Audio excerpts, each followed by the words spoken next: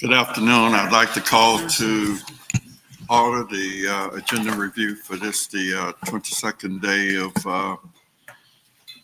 October 2025. Can I get a roll call, please? Yes, sir. Commissioner Dollison. Here. Commissioner Mercer. Here. Commissioner Dantzler. Here. Mayor Pro Tem Yates. Here. And Mayor Birdsong.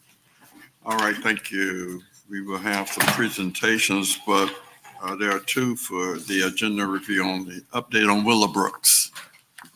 Thank you, Mr. Mayor. We're going to invite Mr. Andy Palmer, our Parks Planning and Strategic Initiatives Manager, along with Katie White, to give you an update on what's happening out at Willowbrook, with some images that I think will be very pleasing to you. Good evening. It's a pleasure to be here. Back in 2022, you remember we executed an easement with Duke Power, and they gave us a very generous $2.65 million at that time. And we looked at over the years at how to prioritize that. And as we ended up looking at that, what we really did was one of the biggest challenges was how do we prioritize that and really hit as many areas of the golf course as we can. We found that a lot of the critical infrastructure was very expensive. And so we really tried to hit as much critical infrastructure as we could, look at some of the course playability, look at some of the amenities, and then look at some of the more of the aesthetic aspects of the course and really try to sprinkle that around. And what I'm going to do now is I'm going to turn over the presentation to Katie White, who has actually shepherded this project for about the past year. And she's going to give you some highlights and some quick summaries of what we've done and really work to help prioritize and figure out how best to sprinkle those funds to impact the golf course as much as we could. Good evening, Mayor and Commissioners. I'm going to give you a very brief update on the Willowbrook project. So phase one kicked off in August of 2024, and we finished that up in May of this year. And some of the items that we were able to do in this phase was the on-course restroom renovation. We were able to do some exploratory and design work, and also a master plan of priorities, which the exploratory and design work help inform. And as Andy mentioned, we wanted to make sure we were hitting all of the main components of the course upgrades, including the infrastructure, playability, amenities, and aesthetics. We were also able to do a first round of tree and brush removal in front of the clubhouse and on the course. So phase two kicked off in June of this year with the clubhouse was closing on June 30th and the driving range and pro shop remained open. We were able to do an irrigation pond clean out, and the utilities was able to install some of the new instruments for the reuse line. They still have to install a valve for the reuse line, but that will be complete after the greens grow in process. So all 18 greens plus a putting green and a nursery green were cut out, which entailed removing the top layers of grass and soil. They were then filled in with a new root zone mix, sprigged, and then the grow-in process has been occurring and should be wrapping up mid-November. Our irrigation system was also upgraded, and that's been one of the most impactful things on the course, especially the different isolation valves. Before, they weren't able to isolate the different heads, so there was a bit of water overuse, which added to the drainage issues on the course. We were also able to completely redo number 14 green, which was encroaching on the property line, so we just flipped it. And then on your screen, I don't know if you can see in the bottom right-hand corner is the new fence that we added on that property line for added security. And Commissioners, just for point of reference, that fence line, and you see the truck that's on the road to the top of that image, that is the Willowbrook South subdivision. So those are where the lots are that come up to number 14. And they had to pull that green forward quite a bit. I was out there today, and it is completely grown in, absolutely gorgeous. Really, I think if you get out there, you'll be very impressed with what you see with it. And luckily that hole didn't lose a whole lot of yardage. Right. Probably became a little trickier to play now if you're going to try and fly the tree line. Yeah, you can still get it over those trees. So we had project savings through several credits and DPOs, as well as built-in allowance and project contingency. And with this, we were able to prioritize additional much-needed items to complete. So we were able to touch 5 critical drainage areas. 4 are currently complete, with the 5th one currently being worked on. Critical cart path replacement. We're going to be able to get about 2,600 linear feet of 5-foot wide path, and that will be complete over the next several weeks. The on-course pump shed demo and replacement, that will be complete at the end of this week. And then split rail fence on number 7 and number 17, as well as clubhouse updates, and that includes pressure washing and painting the building. And then we'll be painting the roof and the garbage, like the dumpster enclosure, at the beginning of next month. In the front of the clubhouse, we're able to do a demo of all of the hardscapes, install a new sidewalk, new irrigation, new sod, do some tree and brush removal, and renovate the front sign. We're also able to order diamond plate, and we're going to be installing that on all 3 of the bridge approaches. And with the photos on your screen, some before and afters. So the top is one of the critical drainage areas we were able to get done. And that is, if you're familiar with the court or the courts, thinking about Diamond Flex, if you're familiar with the course, this is near number 7 tees. And this is 2 different vantage points. And then to the bottom of your screen, that's a new split rail fence on number 17. And these are some more before and afters. To the top left, we have a view of the cart barn about a year ago, and then that same view about a week and a half ago. And then the middle is a view of the clubhouse about a year ago. The top right is about a month ago, and then the bottom is about a week and a half ago. And then some before and afters of the sign. We were able to patch that sign, paint it, add new lettering, and bring it more in line with the city's branding. And then the pump shed, which is very shocking, it survived the last hurricane, but we were able to get a new shell for that. And then they're currently installing fence panels around the bottom right now. So we've also worked to prioritize future projects for the course that are still very much needed. We'll be working with Troon to identify funding sources. We'll also be adding some of these to our capital projects list and looking for grant funding opportunities. Some of the next high priority items include repaving that front parking lot, clubhouse interior renovations, additional tree work and clearing on the course, and then on-course bridge repairs, to name a few. Do the bridges have to be replaced or can they be repaired? They can be repaired. They're in pretty rough shape. But We do have like a full bridge report, which we're going to, in future fiscal years, we're going to try to get another bridge report. But the last bridge report, I believe it wasn't a complete replace, but repair. okay. And Commissioner Dancer, those are bridges that they're a concrete bridge, and certainly they've got some probably some spalling that's taken place with those. They're just aged and dated, and ideally it would be to replace those with like for lack of a better description, something similar to what we have along the Chain Lakes Trail, that maybe can accommodate the width of 2 carts going across them versus 1. I don't think we can get away with consolidating into a single bridge, because you got one that crosses at number 4 going to the south, and then you've got one that comes up next to number 5, or right before number 5 green. But like I said, I was out there today, and I think some aesthetic improvements to those would be noticeable, but the overall drivability of them seems pretty solid. I got a suggestion for you. Get some artists out there and paint it. Put all kinds of real cool art on it, like we did with our power boxes downtown. Fix it up and then turn it loose to a bunch of really creative people to make it cool looking. Just a thought. Yeah, that's a great idea. So I wanted to end with a few photos of some of the work that's been done. I did want to reiterate that we have recently received landscaping, and they're installing right now. So I don't have an updated picture of that, but I know, T. Michael, you went out there.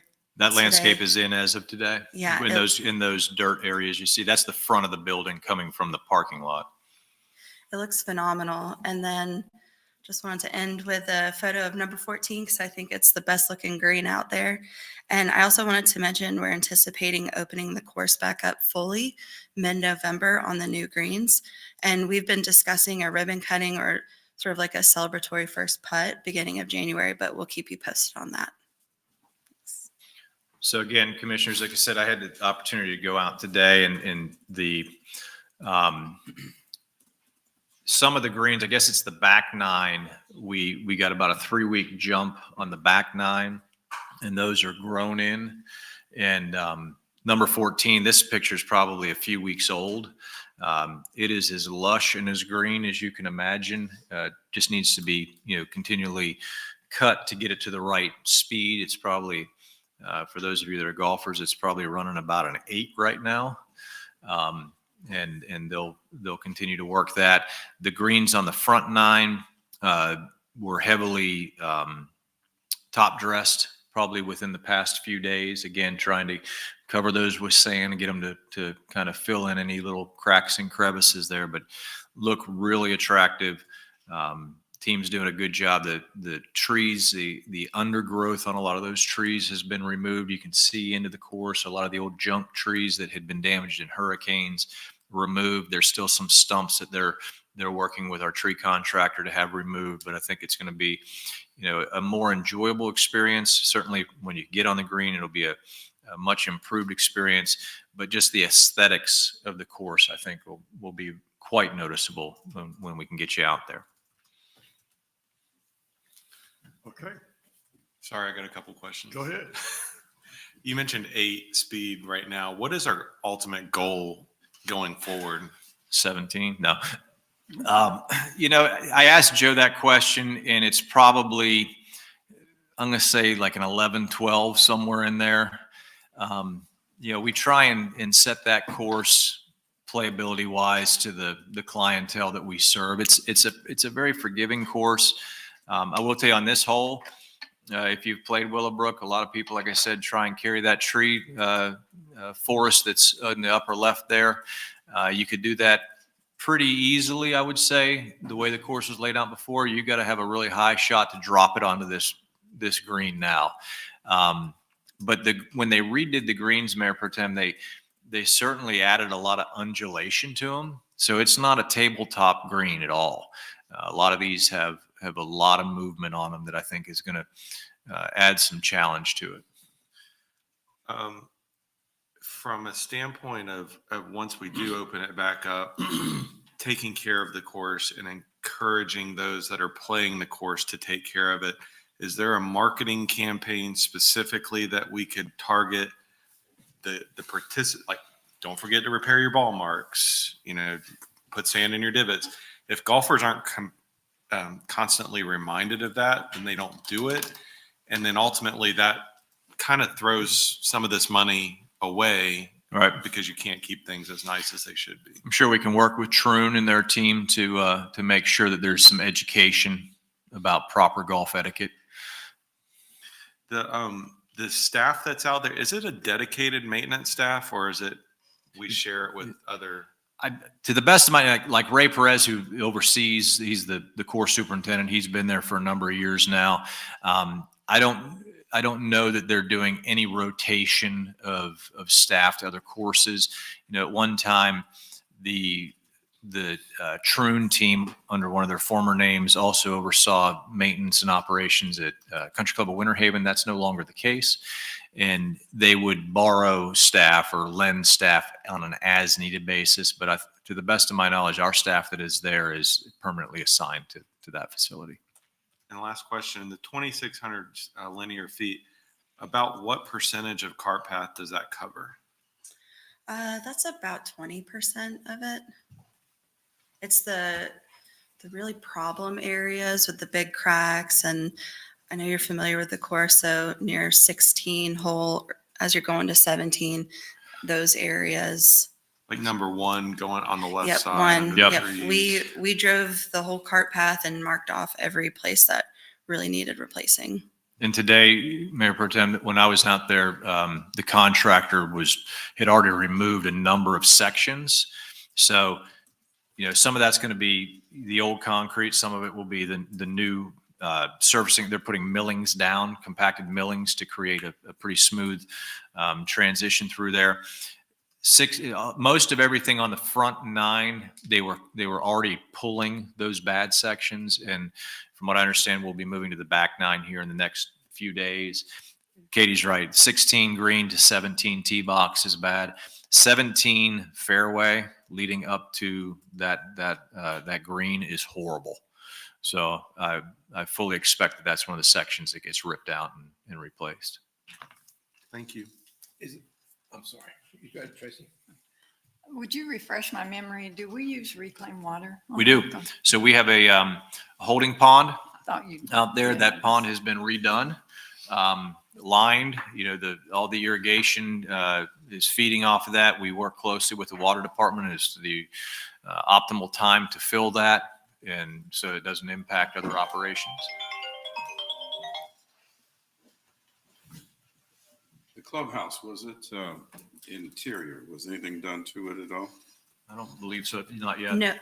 No, we were not able to touch the interiors. We are going to be doing some small things in there. We're working to replace the counter. The bathrooms will be repainted, and then we're going to do an overall cleaning. But the interior of the clubhouse, like renovation, is on our future projects list. We renovated it not too long ago, didn't we? Yeah, we did we've done the restaurant, I know, at least twice during my tenure here. And I think one time would have been since Troon has been overseeing that, probably within the last 10 years. So Is it safe to say that the flooding now, the course has always been wet? Is it now safe to say that that's behind this, or are we still going to have flooding issues, do you think? The main drainage areas that we had issues with, a lot of that was due to the old irrigation infrastructure and not having those isolation valves. So that's going to take care of a lot of it. The 5 drainage areas that we are working on and have completed, that'll take care of it. I mean, of course, with extreme heavy rains, you'll have some drainage issues, but overall, the critical drainage areas are taken care of. So if we get a hurricane, you don't see it being underwater for weeks and weeks like Cypress Wood deals with. Is it? No, I don't think so. I'm trying to think what storm it would have been, Commissioner Dancer. It wasn't in the 04 storms, but it may have been with Irma. This is an old slough, for lack of a better description. It actually, Our spray field back in the 60s and Yeah. 70s. That's why we. and built that it thing. flows from, MJ, help me here. Is that going to be Lake Rochelle to the north that comes down through via Old Lucerne Park Road and predominantly up the western side of the course, like between the course and the villas at Lake Smart. And I remember after those hurricanes, the amount of water that was just pushing through the course, the saturation from that particular storm was significant. I think that, as Katie said, if you get a several day toad strangler associated with a tropical depression, it's just going to be too wet to even want to be out there. But I think that what they've done in cleaning up areas and improving some of the flow through some of those, it's going to be a much better situation than it ever had been before. A little history lesson just for you guys that are interested. Back when the golf course used to be where Polk State College is, that was sold to put the college in, and then they went out and built the course out here. Philip Berkovich used to own the mall. That was partly his land, and part of it was the city's land that was used for drain field where they would do affluent. And that was part of the deal to get the college in there, was to rebuild the golf course out there, and that's what happened. So I was trying to remember, Commissioner Dancer, where Perry's Par 3 was. to it. Was it to the west of it? Back towards, I was To the west. It was to the west. towards the city. Yeah. Towards the city. Cemetery interest. It was right there next to that Mobile home. mobile park. home park. Yeah. Okay. They were sandwiched in there. And you could play for $5 and include a hamburger and a Coke. Let's not get any crazy ideas. Anything else? It was fun. Oh, it was a great course. Well, I will ask one other question. I'm sorry. So the golf cart lease, when is that up? Do we know off the top? We'll have to report back on that. I'd just be curious, once that's up, do we look at getting carts that have GPS so that if you do have 90-degree rule or cart path only rules, those can be more, stringent, restricted? Because, again, a lot of people will just, I'm past the number one, nobody can see me, and then they severely damage the course. I just don't want, we put a lot of money into this thing, and I don't want it to see it get wasted. And I would think, Mayor Pro Tem, that the costs associated with some of that technology nowadays has probably come down quite a bit. And you make a good point when you have that. There's a convenience factor for the people playing because it's going to give you distance to the green, but it also gives us a control mechanism to identify when people are doing things that they shouldn't be doing. Right. And, we have not had a ranger program in quite some time. And that may be something worth exploring with Troon as well. That got a little squirrely back in the early 2000s, just in how that was originally managed. And that's what did away with it. But certainly there may be some opportunities to help with that. Anyone else?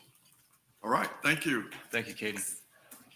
Our next item is our agenda review item on the traffic calming devices. Brittany? Good evening, Mayor, Commissioners. Yes, so we are giving you an update on the traffic calming program and the guidelines that are coming along with that program. So the traffic calming program, the current traffic calming policy that we have that we are using whenever somebody in the community requests for traffic calming devices was created in 2008. It has not been updated since it was implemented. So we have been looking at that. We've worked with Kimley Horn in coordination with city staff to develop this document in this program, and want to note that it advances the strategic plan strategy 3.2.7, which is a goal of the commission to adopt a traffic calming policy and have it reviewed every 4 years. It also ticks off 5.3.6, which is to have a quarterly review of any transportation accidents that happen in Winter Haven, and look at if there's anything that the city could do on our side to prevent those accidents from occurring. So with this program and these guidelines, we're establishing a holistic data-driven approach to traffic management, just putting some consistency where there hasn't been. The program's goals are going to be to enhance safety and the quality of life for all roadway users. So not only the people who are operating our vehicles, but our pedestrians and our bicyclists as well. Approach traffic calming in a predictable and transparent and comprehensive manner. And one that I think is the most important is to recognize the function and the character of our city streets and our network so that the traffic and the speeding are not merely shifted from one street to another. Sometimes when we look at the roads with the policy that was adopted in 2008, we are implementing a strategy to address what we're seeing on that road and then merely shifting it over to another. So this policy is an attempt to correct some of that and not just shift it from one street to the next. So which roadways are going to be eligible for traffic calming as a part of this program? It would be all of the local and collector streets that are owned and operated by the city of Winter Haven. So those arterial roads, private roads, and anything operated by the FDOT, Polk County would not be eligible for applications here. Staff is working on creating a digital map that would be interactive and would be on our website. So then residents or anybody looking to see which roads they could apply for traffic calming could click on that. But this map is all of the roads that are ineligible. As you can see, there's much more roads that are eligible than not. And this map is included in the guideline documents. So whenever someone applies, there will be an initial screening, which will confirm roadway eligibility. And that will be based off of roadway type. So how the process will work is if you're a resident and you see a concern of speeding or something on your roadway that you feel needs a review for traffic calming, you can submit an application, which would be available to our residents via Access Winter Haven. They can get it by requesting it via email. They can pick up in person. They can call the streets office and have one mailed to them. And then once they're completed, they can fill it out and return it back to us. Once we received that completed application, within 1 week, we would confirm that we've had it and confirm eligibility with that initial screening as far as roadway. If the road is not eligible, just because it doesn't meet the criteria, we would notify them that, hey, this is not an eligible road. If it meets that roadway eligibility criteria, we would then conduct an additional screening and collect some preliminary data for review by a traffic and mobility team. That initial screening would be collecting data that reflects just information as far as, is that roadway, one of the requirements would be that it's at least 1,000 feet, that it has a posted speed limit of 35 miles an hour or greater, it doesn't have a cul-de-sac, and it's just not under any active construction, and there's no other factors that are maybe causing a concern there. If we were to get that initial screening data and find something that's really concerning or alarming, we would be able to go out and deploy temporary traffic calming measures or install temporary devices until we had a chance to look deeper into that.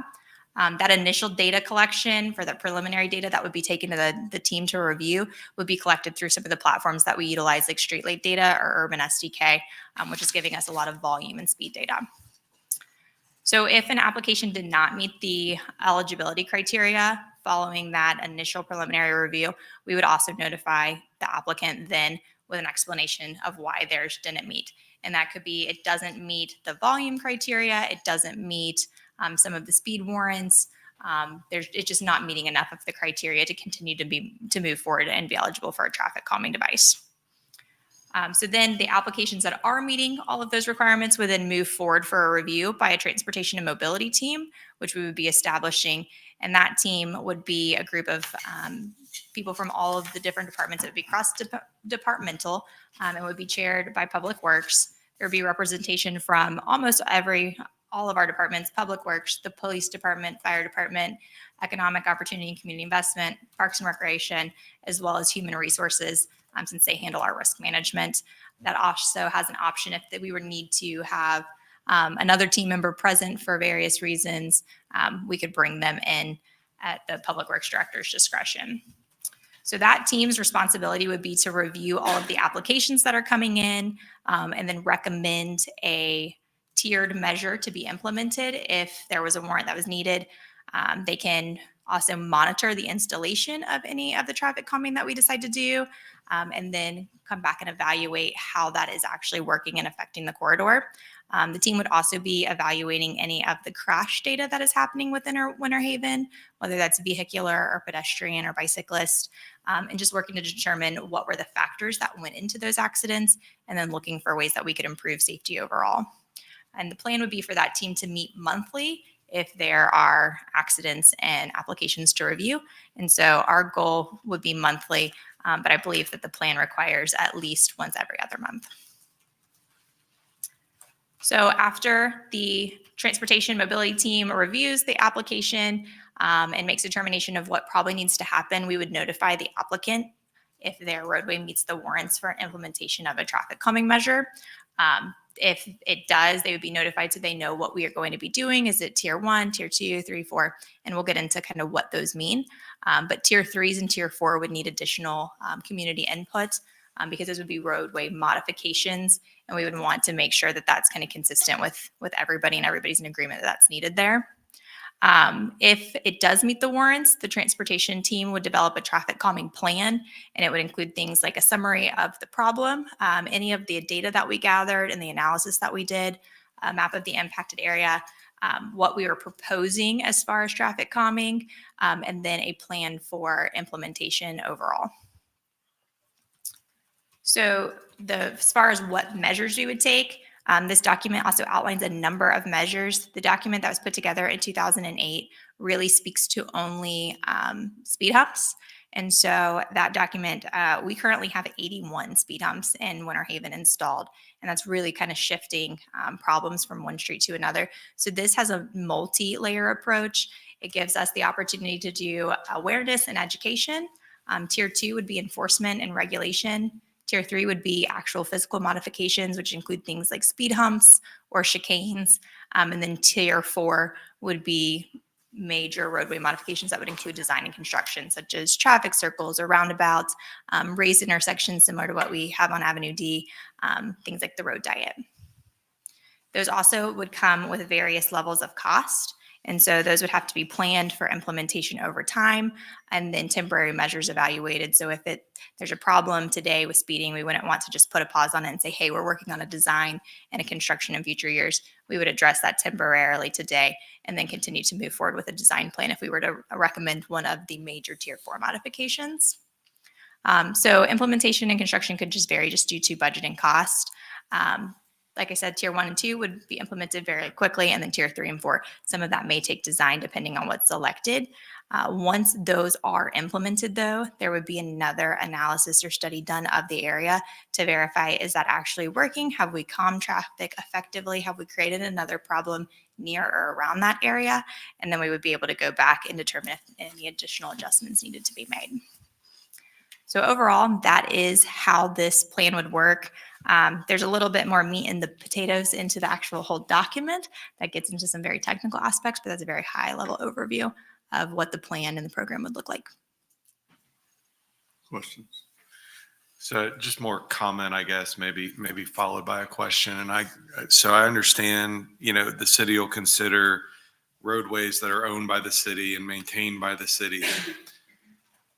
When we get the complaints up here, or you see it out there, like Winter Haven has terrible roadways, I'm convinced that they're not traveling on City of Winter Haven roads, but they don't know that they're not on City of Winter Haven roads.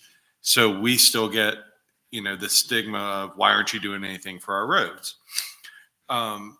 Is there ever a possibility that we could implement something on a road that we don't own because it's a main artery of the City of Winter Haven? Or can we ask for, I know we'll reach out and leave it up to them, potentially to address the concern, but ultimately now it's another body that's responsible for it.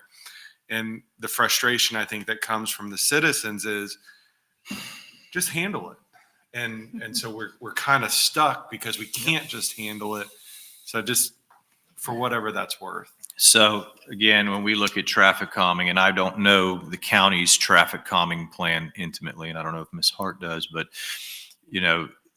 there's eligibility criteria that come into play. You're not going to go out and put speed bumps on Cypress Gardens Boulevard or Dundee Road or Thompson Nursery Road.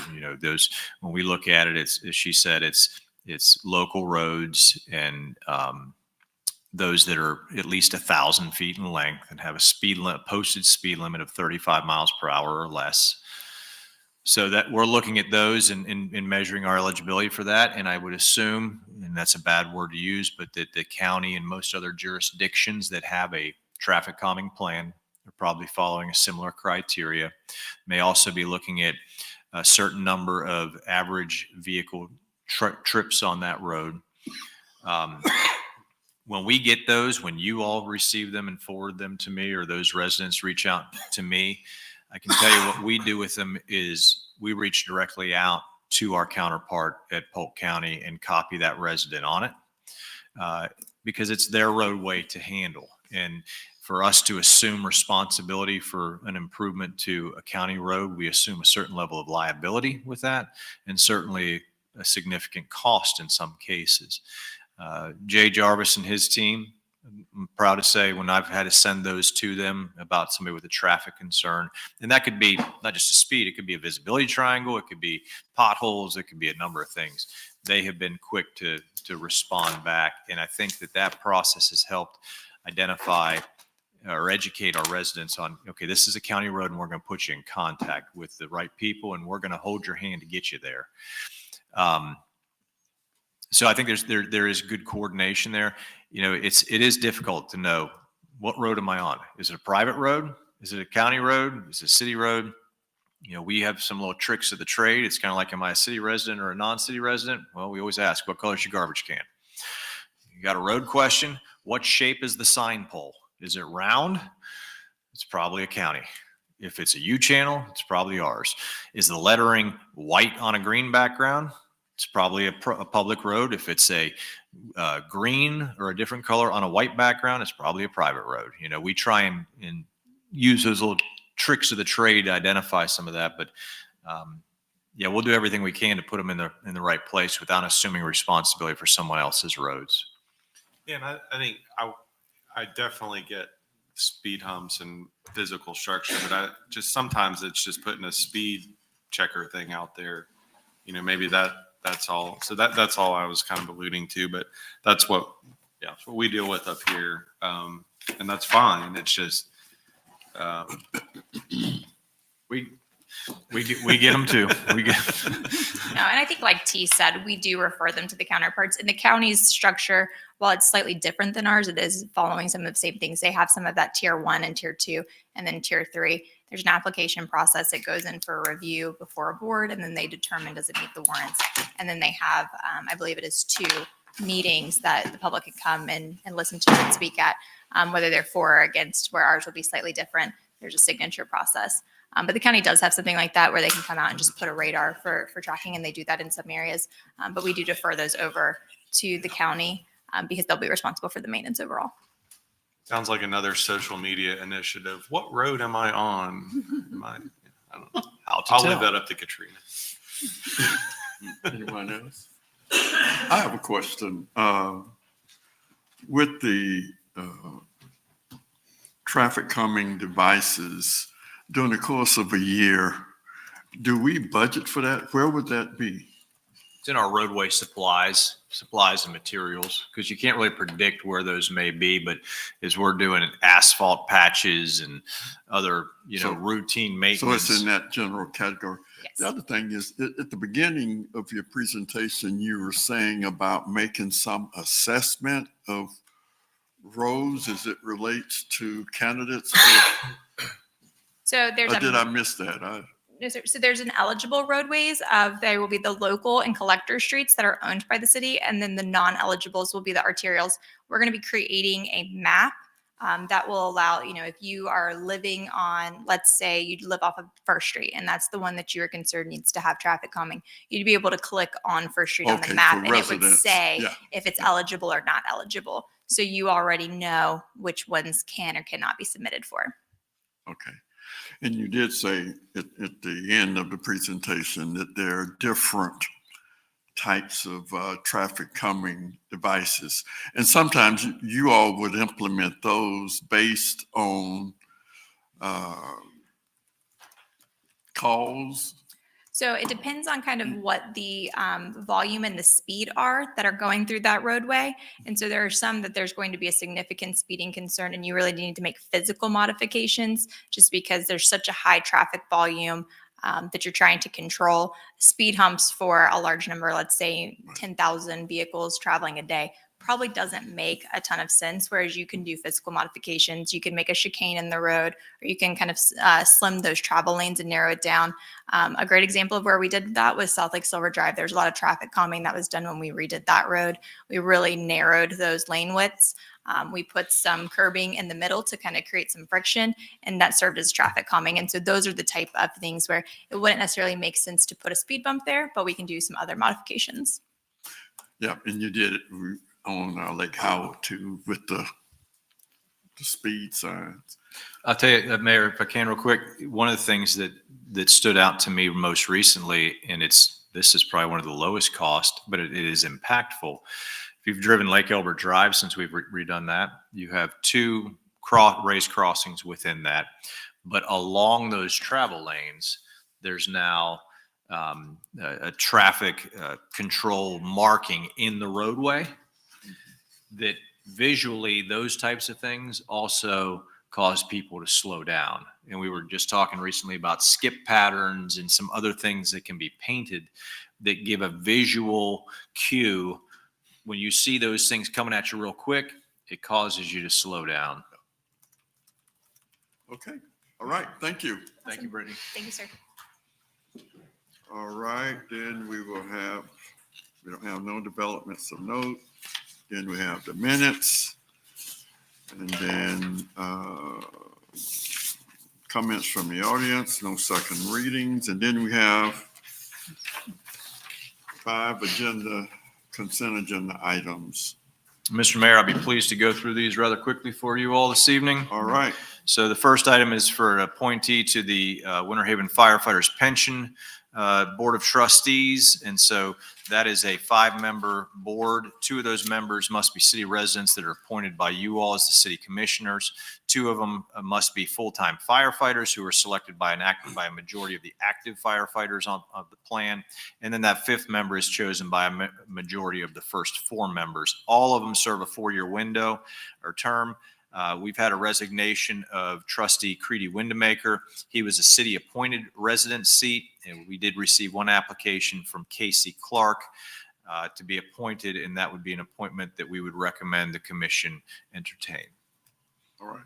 Second item for you is just a travel and training. So I think we have this on your calendars already, but Polk County Day for 2026 legislative session will be held January 21st through the 23rd in Tallahassee. So this is a request for the 5 commissioners who are seated at that time, along with myself, the deputy city manager, and the public affairs and communications director to travel to Tallahassee. Item 10C is, you may recall, in July of this year, we issued RFQ 2533, which was specific to the design criteria and owner's representative professional services associated with the new utility complex that will be built out on the uplands of the Bradco Farms property. On September 10th, you all authorized me to enter into negotiations. We have some fireworks going on in the background. Please don't be alarmed. That's just from the homecoming events.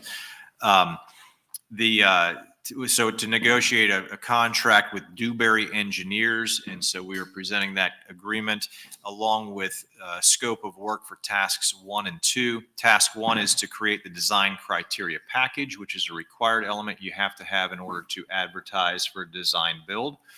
And then the second task is for them to assist us in the development and the review of that design build RFQ. So put that package together, and when the proposals come in, be part of our team that helps review those. The cost associated with those 2 tasks is $246,637.72 and is included in the fiscal year 25-26 budget. We do anticipate that once that project is finally put out to bid and awarded for a design build project, that it would be completed sometime around July of 2027. Right. The next item is a 6th amendment to our sewer service agreement with Juanita Water. So back in 1993, the city and Juanita Water System entered into a sewer service agreement whereby the city provides treatment and disposal of sewage from Juanita's potable water customers. Subsequently, that was amended a number of times to account for the treatment and disposal of sewage from a handful of commercial properties. This 6th amendment allows the city to accept sewage from a commercially owned and privately maintained sanitary sewer system that will be serving a new McDonald's that's being developed in Juanita. So we have to do an amendment specifically to bring that commercial property on. As a point here, they do pay our connection fees, which in this case equates to about 8.35 ERUs or equivalent residential units. That connection fee is about $85,316 that they'll pay into our system, and then they'll also pay the monthly service charges. Next item is a agreement with Kimley Horn Design. Kimley Horn and Associates for design services for the South Lake Howard Drive improvements. In 2023, the city was awarded $750,000 for this project from a community project funding request that was endorsed by Congressman Soto's office. The project consists of constructing pedestrian facilities along the southwest portion of Lake Howard as depicted on the screen. This begins generally at 15th Street Southwest and extends westward towards Avenue C Southwest, so beyond Lake Howard, South Lake Howard Nature Park. It also ties in with the recently completed FDOT-funded pedestrian improvements that go to the east of 15th Street back towards the canal. The Kimley Horn and Associates has prepared a scope of work for engineering services that include survey work, concept evaluation, permitting and NEPA services, construction documents, bidding assistance, and project administration. They expect the design to take about 9 months. Their cost for that design work is $294,800 and is funded out of the Transportation Fund in fiscal year 25-26.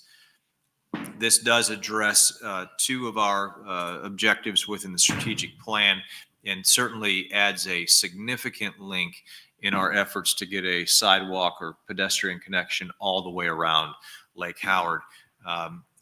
Once this project's complete, the only remaining section is really that West Lake Howard Drive from 20th or Avenue C back towards Avenue G. So significant work that's taken place in that corridor over the past roughly 13 years. Questions? All right, we have no resolutions and no ordinances first reading. Then we'll do the liaison reports and then the city manager report and everybody else. Mr. Mayor, if I could just make one note under the city manager's report for this evening. Okay. Just want to remind the commission and staff that Deputy City Manager and myself will be attending the ICMA, the International City County Management Association Conference, beginning Saturday morning in Tampa. That goes until Wednesday. We will be traveling back Monday evening specifically for the commission meeting, but during our absence, Assistant City Manager Byrd will be available to address any emergency issues with assistance from the Department of Directors. All right. Anything else? No other business? Motion to adjourn? We stand adjourned. And you finish with fireworks.